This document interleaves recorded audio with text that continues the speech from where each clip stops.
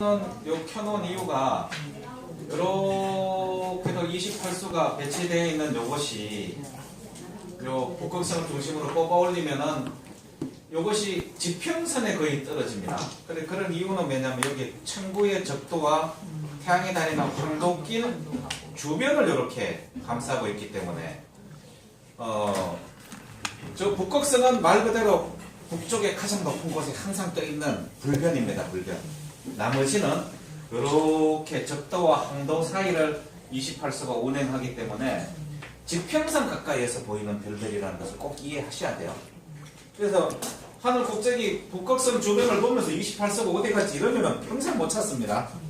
이걸 원형으로 이렇게 이해하는 습관을 가지셔야지만 이걸 완벽히 이해할 수가 있습니다. 자, 그럼 또 10분이 됐으므로 오늘은 대단히 중요한 내용이 나옵니다.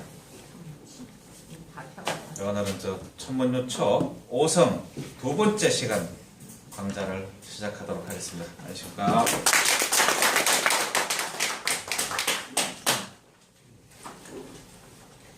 저번 시간에 이어서 5성 두 번째 강좌를 하도록 하겠습니다. 1월을 빼놓은 화수목금토 5성의 역할이 어떤 역할을 하는지에 대해서 저번 시간에 알아봤습니다. 이제 오늘은 이 5성이 서로 같이 모이거나 또 서로 다른 별끼리 어떻게 만났을 때 도대체 하늘에 어떤 천면 현상이 일어나는지 그 자세한 내용들을 알아보는 시간입니다. 여기 보면은 5성이 모였다고 하는 표현들이 많이 나옵니다. 근데 5성이 나오는 것은 굉장히 길조로 보았어요. 길조로 보았는데 마지막 부분에 가면은 5성과 유사한 4성이나 3성이 모였을 때도 그럼 길조냐? 그건 아니라는 게 또 쓰여져 있습니다. 그리고 그걸 어떻게 해석하는지에 대한 천문 별점을 보는 방법이 쓰여져 있거든요. 그래서 오늘 굉장히 중요한 내용이니까 열심히 좀 살펴보시기 바랍니다. 왜냐하면 우리 태양계에 속해 있는 별들의 움직임이기 때문에 이것은 실제로 제가 말씀드린 객성이나 요성이나 폐성의 활동, 유성의 활동 이거는 우리가 예측해서 판단하기 어렵거든요. 그러나 이 5성은 항상 태양 궤도를 도는 우리의 가까이 있는 별들의 움직임이기 때문에 요 5성의 궤도의 움직임만 잘 보아도 인간 세상에 일어나는 웬만한 길사는 좋지만은 흉사는 대비를 할 수가 있다. 그래서 저번에 어느 분이 저한테 말씀을 하시더라고요. 그러면은 왜 저렇게 되면은 무슨 벌을 준다고만 돼 있고 거기에 대한 처방이 왜 없느냐? 처방은 방법이 없습니다. 백성이나 왕이 천문대나 어디 천재단에 올라가가지고 잘못했다고 빌어서 하늘이 감흥을 해서 용서해 주는 것밖에 없어요. 처방이 그것뿐이에요. 처방이 있죠. 그 지역을 벗어나면 있죠. 아, 그럴 수도 있겠네. 정말이 아니지. 아, 그래서 그 처방이죠. 그러니까 그래서 전쟁이 났을 때 그냥 나라를 버리고 그냥 도망가요. 나중에 그 자식들이 벌을 받습니다. 자, 이제 오늘 바로 천문요초에 나오는 5성 치각이라는 각수의 5성이 모였다는 이런 얘기거든요. 이게 바로 기원전 2470년 9월 9일 날 컴퓨터 시뮬레이션을 돌려버리면 이게 나옵니다. 양력으로요? 그렇죠. 지금은 양력으로. 그래서 이것은 바로 이따가 제가 말씀드릴 텐데요. 천문연구원장을 지냈던 박석재 박사가 이거를 추적해가지고 또 시뮬레이션을 해본 겁니다. 우리 지구는 어디 있는데? 네? 지구는 어디쯤에 있는데? 이거 있잖아요. 여기 지구라고요. 그래서 이제 태양하고 다른. 그러니까 지평선에 여기 보이잖아요. 그래서 요거는 우리 환단곡이 당군세기에 나오는 기원전 1734년 7월 13일 날 발생된 고조선의 5성 치루입니다. 이걸 또 돌려서 돌아가면 저기 또 나와요. 이건 그때 당시에 서울대 천문학과 학과장을 하셨던 박찬봉 교수가 서울대 슈퍼컴퓨터를 돌려가지고 정빙을 했고, 이것은 천문연구원장을 두 분이나 하셨던 박석재 박사가 정빙을 했어요. 그렇게 정빙을 해서 세상에 논문을 내놓으니까 이런 강단에 역사하는 학자들이 역사도 모르는 놈들이 헛소리 한다고 역사에 나오는 천문현상은 천문학자가 정빙을 하는 거거든. 그래서 이런 웃지 못할 총각이 대한민국에서 벌어지고 있습니다. 말도 안 되는 일이. 그래서 자 이제 오성의 치약 5개의 별이 합쳐지면은 도대체 어떤 일이 벌어지느냐. 그러니까 우리가 그 밤에 하늘을 쳐다봤을 때 저 별들이 한꺼번에 다 보이는 것을 얘기를 합니다. 이게 딱 이렇게 딱 붙어가 하나로 보이는 게 아니고 한눈에 보이는 걸 얘기하는 겁니다. 일렬로 늘어지는 걸 얘기하는 거죠. 자, 오성이 5개가 모이면은 성인이 탄생한다. 그러니까 굉장히 좋은 길조지요. 정자가 말씀하시길 하늘과 땅에 천은발미라는 데서는 천지가 이거 천기로 되어 있다. 하늘의 기운이. 천지. 예, 하늘과 땅에 참 근본이 되는 기운이 역수 가운데서 모여 합해지게 되면 이것이 오성이 모이는 것을 이렇게 봤어요. 하늘의 참 근본에, 하늘 기운에 참 근본이 되는 기운이 역수 가운데 모여 합해지면 해와 달이 구설을 합해 놓은 것 같고 오성이 구설을 이어 놓은 것처럼 되니 이렇게 기운을 모음으로써 그때 그 시대에 성인이 탄생을 한다. 천인지를 나타내는. 굉장히 좋은. 천인지. 네.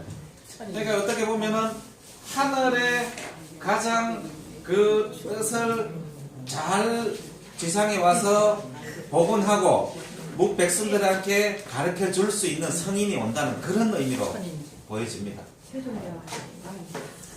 두 번째, 아니면 그 다음에 책력의 기준이 된다. 상고해의 이름이 갑인일 때 갑자월 초하루 아침인 동짓날 한밤중에 해와 달 및 오성이 자방에 합하였다. 자방에 합하였다. 자만의 갑자월. 그래서 1월과 오성이 주옥처럼 모여 이어진 상서로움이 있게 되었고 그 상서로움에 응해서 전욱 고양시가 책임을 세우는 기원으로 삼았다. 이렇게 했거든요. 그래서 박석재 박사가 요게 전욱 고양시가 살아 계실 때에 슈퍼컴퓨터를 돌려본 거예요. 실제로 그런 현상이 있었나.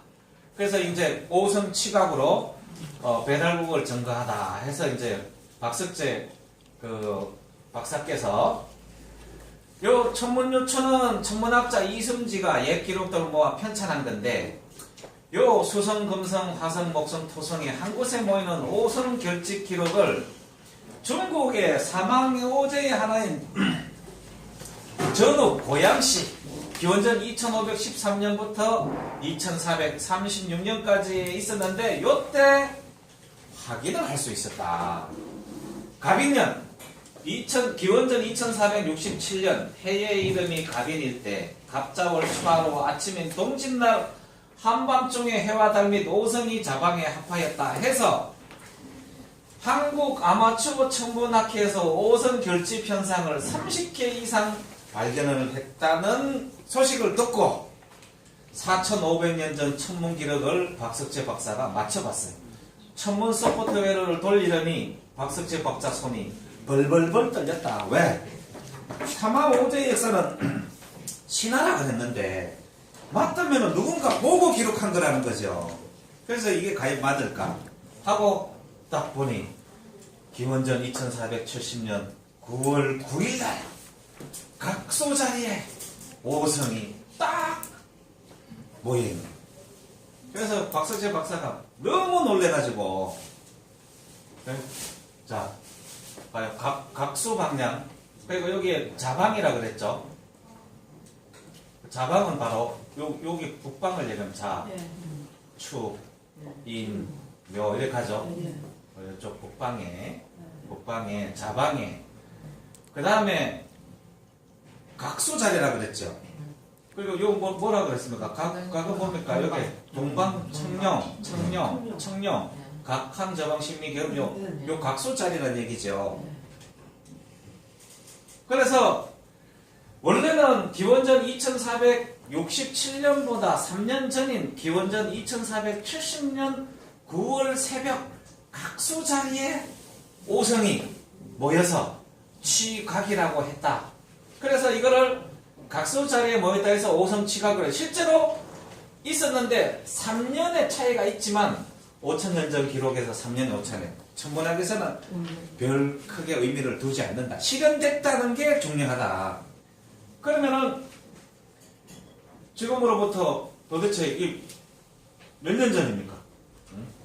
4,500년 전에 오성 치료가 있었던 것이 바로 천문 요초에 전후 고양시의 시대에 있었던 것을 이걸 역사학자들이 찾을 수가 있겠습니까? 절대 못 찾죠. 천문학자가 돌려볼까 하고 딱 돌려봤는데 있다는 거예요. 그럼 뭐냐? 실제 관측을 했다. 그럼 우리 저 행촌 이암 선생이 쓰신 한단국에 편철되어 있는 단군세계에 나오는 고조선의 오성 치루 루성의 오성이 모였다. 이 기록도 서울대 천문학과 학과장이 박찬범 박사가 돌렸는데 맞더라 이거. 그만 이것은 실제로 보고 기록한 거다.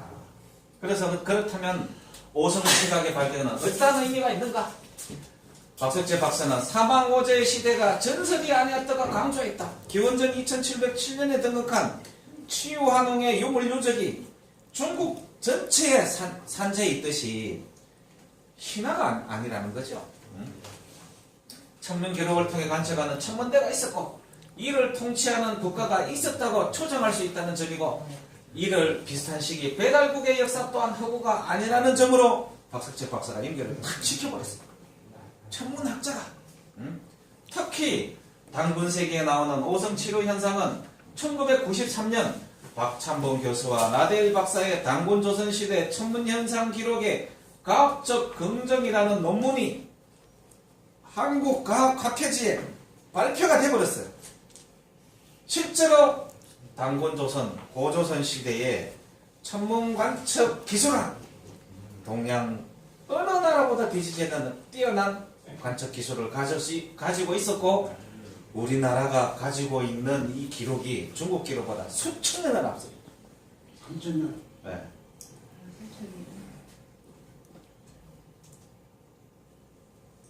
그래서 이거는 1734년 7월 13일 날 발생된 오성 치루. 그리고 세 번째, 오성이 합쳐지면 새로운 국가가 서는 조짐이다. 좋은 기운이 한꺼번에 몰려오니 새로운 질서가 만들어진다는 겁니다. 한나라 원제 10월에 오성이 동정수에 취합하니 이 동정수는 뭡니까? 정수. 그러면 뭡니까?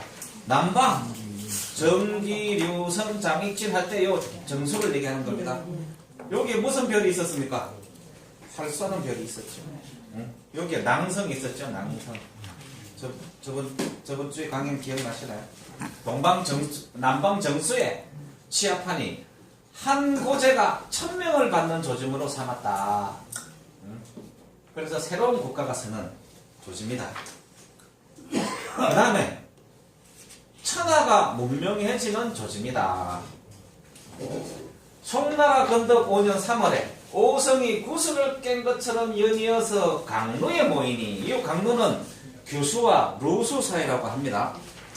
좀 더 엄밀히 말하면 규수 5도에서부터 미수 6도까지인데 규에는 도랑이라는 뜻이 있으므로 강이라고 했다. 그래서 규루는 어디입니까? 그렇잖아요. 규루 위묘 필자삼 서방 백호 규수와 루수 요 사이에 오성치루가 있었다는 얘기입니다. 네. 그래서 우리가 28수 전체를 교육을 받았기 때문에 요런 내용이 나오면 무슨 내용이라는 걸 딱 알아채셔야 돼요. 그래서 앞으로는 어떤 사설을 보시더라도 이런 내용이 나오면 그냥 눈에 그냥 팍팍 들어옵니다. 강로에 모이니 천하가 문명해지는 상이 되었다. 여기 보면은 송나라 태조의 두 번째 연호로 건덕은 서기 963년 건덕 원년이고 건덕 원년인 서기 967년 정면연호로 이듬해 968년 모진에 계보로 연호를 바꾸었다. 천하가 문명해지는 조짐이다. 동주 최석희 선생은 1171년과 4분의 3년을 주기로 각수, 정수, 교수, 두수 순서로 오성이 모인다고 했다. 각수, 정수, 교수, 두수. 자, 각수는 각항저반, 정수, 그 다음에 두수, 두, 영어, 위실벽. 마지막에 뭐 했죠? 교수, 두수. 교수를 갖다가 두수. 그러니까 하나, 둘, 셋, 넷. 요것이 얼마마다요? 거의 한 1200년마다 오성이 나타난다. 그러면은 요 오성 치료도 천문 프로그램을 돌리면은 예측을 할 수 있어요. 언제 다시 오성이 나오는지, 오성이 취합이 되는지 알 수가 있어. 그러면은 평균적으로 봤을 때 1200년마다 이 지구에 성인이 한 번씩 오신다는 얘기입니다. 그러면은 올 때 어디에 오겠습니까? 일단 북극성과 북극 오성이 자리 잡은 중요한 지역, 그곳을 중심으로 오고요. 지금은 제가 말씀드렸죠. 북극성이 여기 와 있어요. 요게 우측에 보시면은 요 지금 위에서 내려오는 이 강이 이게 흑룡강이고, 요게 오소리강이고, 요게 송화강입니다. 이 송화강이 맞닿는 요 지역을 상강평원이라고 해요. 근데 요 끝에 있는 산이 완달산입니다. 완달산이 완달산맥을 타고 내려오다가 칠성재단인데 꺾여서 이게 백두산까지 내려와요. 지금 북극성이 완달산에 와 있어요. 그리고 이게 천추별이고 북극 오성이 이렇게 걸쳐가 38선에 이렇게 딱 걸쳐 있어요. 그럼 요걸 중심으로 해서 이렇게 하루 한 바퀴씩 운행을 한다 그러면 요 완달산을 중심으로 해서 북극 5선, 38선까지 해서 요 지역이 나중에 중요한 지역이 된다는 얘기입니다. 그리고 앞으로 3000년 또는 1200년을 운행해 나갈 중요한 지역이 된다는 얘기죠. 그래서 지금 움직이고 있는 남북한의 움직임, 그 다음에 중국의 어떤 어려움, 분열 조짐, 이거는 이미 예상이 되고 있는 부분. 천문으로 보면은 예상이 되고 있는 부분입니다. 그래서 대비를 해야 됩니다.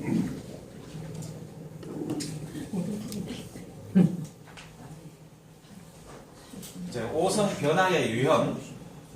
제가 저번 주에 말씀드렸죠. 오성에는 변화의 유형이 있는데, 오성 변화에는 합, 산, 범, 수, 넘, 역, 투, 영, 축, 식, 이러한 움직임이 있다고 합니다.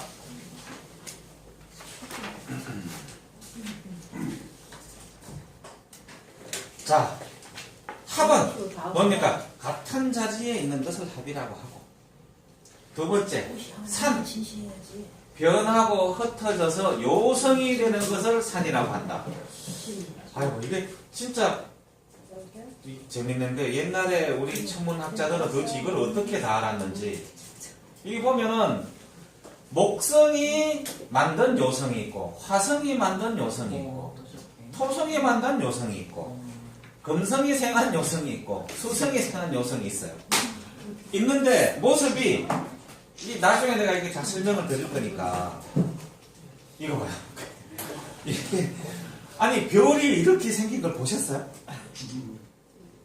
처음 봐요. 근데 이제 저는 요거는 치유기라고 하는 별은 사설이 많이 나와요. 헨리 예상처럼 불꼬리가 팍 달려있는 거거든.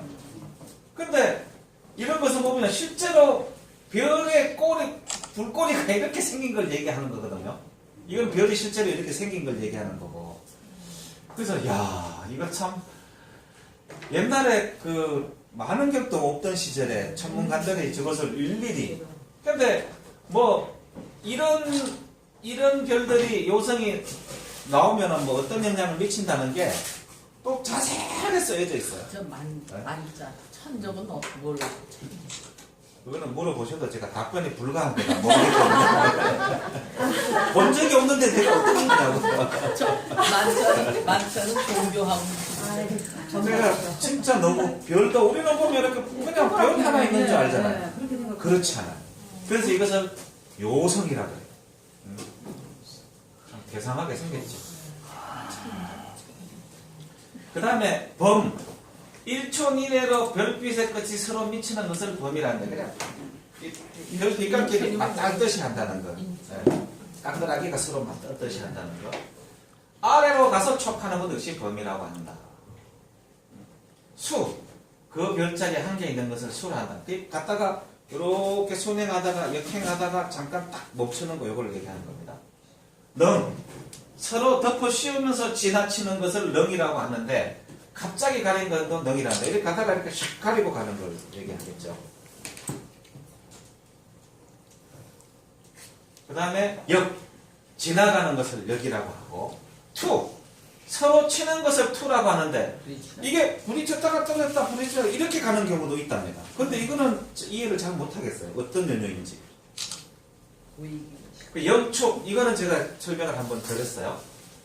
일찍 뜨는 것을 영이라고 하고 늦게 뜨는 것을 축이라 하는데 또한 자리를 일 때 위로 2, 3 별자리 차이가 나는 것을 영이라 하고 아래로 2, 3 별자리 차이 나는 것을 축이라고 한다. 또 제자리를 넘어서 앞으로 가는 것을 영이라 하고 물러나 뒤에 있는 것을 축이라 한다. 마땅히 동으로 가야 하는데 반대에 서로 서 있는 것을 패라고 한다. 식.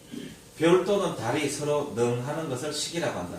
쉽게 하면 이렇게 샥 먹어 들어오는 것을 얘기를 합니다. 근데 이제 이거를, 아니, 이렇게 있는데, 그게 어떤 현상인지, 진짜, 눈으로 봤는데, 이거를 다 구분했다는 거. 이걸 다 구분. 글자가 다 달라요. 어? 그러니까 옛날 천문관들은, 야, 참, 상통 하나리란 말이 이해가 가죠. 통하지 않고 영통하지 않고 그래서 이제 도대체 그러면은 오성이 얼마만은 붙어야 되고 얼마만은 합쳐야지만이 영향을 미치느냐. 오성의 변화에 대한 점은 그 정도에 따라서는 굉장히 중요한 내용입니다. 세종께서 물었겠죠. 묻기를 기라고 형한 것이 각기 종류별로 응하는 것은 틀림이 없겠으나 일반적으로 알고 있는 점의 내용에 못 미칠 때가 있는 것은 어째서입니까? 그랬더니만 답하기를 해와 달 및 오성이 함께 황도 위를 다님으로 서로 침범하지 않을 수가 없다. 그것은 서로 침범하는 게 당연하다. 그러나 단지 가깝게 다가오면 재앙이 크고 그래서 가깝게 붙거나 겹칠수록 정도가 커져. 멀면 해로움이 없는 것이니 별자리 안에 머무르면서 별빛의 끝이 서로 미칠 때 비로소 그러한 조짐들이 맞는 것이다. 무슨 말씀 아시겠죠?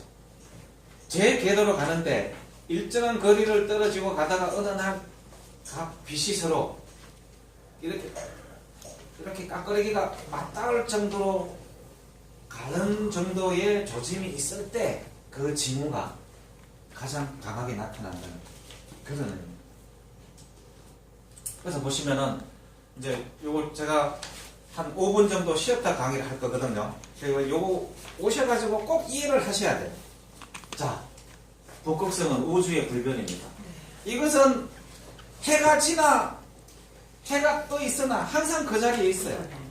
단지 인간의 노년만 밤에만 보일 뿐이라는 거죠. 해가 떠 있으면 해가 떴다고 북극성이 꺼져 있습니까? 아니죠. 우리의 빛에 대한 우리 조상들의 생각은 어떻다 그랬습니까? 우리는 하늘로부터 태양으로부터 7분의 1을 빛을 받고 북극성으로부터 7분의 2의 빛을 받고 북두 칠성으로부터 7분의 4의 빛을 받는다는 사상을 갖고 있었어요. 실제로 북두 칠성에서 오는 빛이 가장 강합니다. 그 다음에 북극성에서 오는 빛이 강하고 태양은 가깝기 때문에 우리가 강하게 온다고 느낄 뿐이지 거기서 받은 빛의 기운은 7분의 1밖에 안 된다는 사상을 갖고 있어요. 제가 정빙은 할 수는 없지만 그러면 이 북극성은 불변 고정되어 있죠. 북두 칠성이 하루에 한 번씩 이게 일출선이고 이게 일몰선입니다. 네. 한 번씩 운행을 해요. 운행을 하는데 28선 어디 있습니까? 청구의 청구의 적도. 근데 이게 왜 이렇게 삐뚤어져 있느냐? 북극성이 지구와 똑같이 23.5도가 기울어져서 지구와 똑같이 우주가 운행하는 궤도를 갖고 있어요. 그래서 요 우주의 적도와 여기 보면은 빨간 선으로 이렇게 있죠. 여기 24절기가 표시되어 있어요. 이게 뭐냐? 태양이 다니는 항도에 요 항도를 따라서 7.2 각항저방 심리결이에요. 항도를 따라서 요 항도를 따라서 7.2 태양 주위를 돌면서 운행을 합니다. 1년이 그래서 그런 논리라는 얘기입니다.